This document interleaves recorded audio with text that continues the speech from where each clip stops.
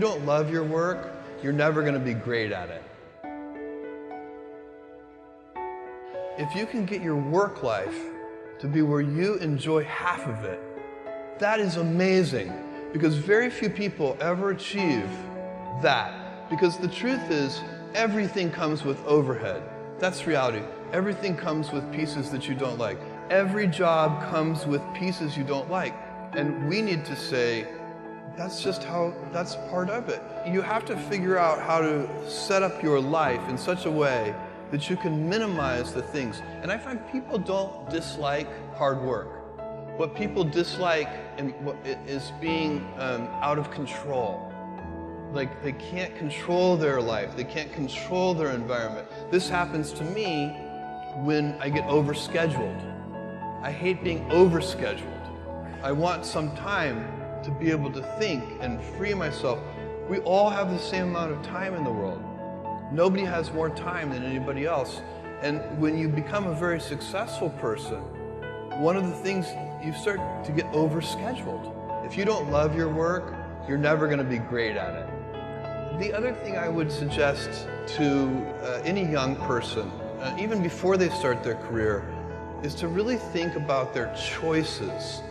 Because I find young people, and when I was young, I made this mistake too.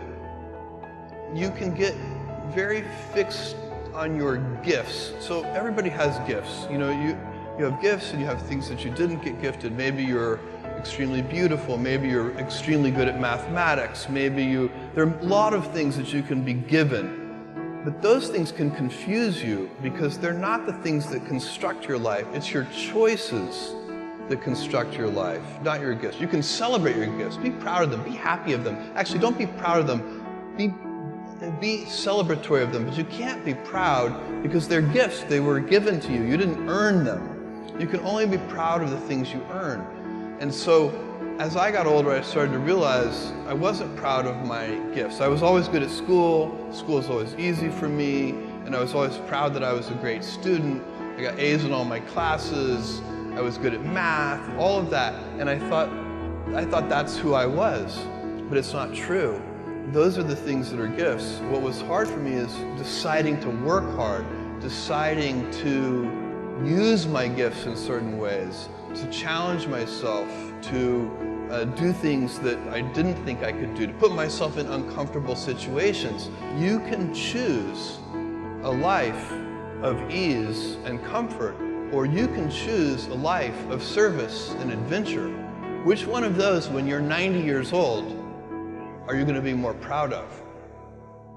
Tomorrow, in a very real sense, your life, the life you author from scratch on your own, begins. How will you use your gifts? What choices will you make? Will inertia be your guide, or will you follow your passions? Will you follow dogma, or will you be original? Will you choose a life of ease, or a life of service and adventure? Will you wilt under criticism, or will you follow your convictions? Will you bluff it out when you're wrong, or will you apologize?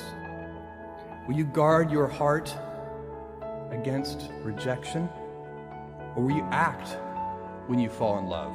Will you play it safe, or will you be a little bit swashbuckling?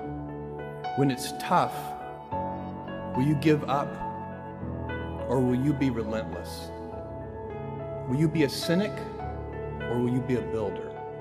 Will you be clever at the expense of others, or will you be kind? Tomorrow, and in a quiet moment of reflection, narrating for only yourself the most personal version of your life story, the telling that will be most compact and meaningful will be the series of choices you have made. In the end, we are our choices. Build yourself a great story.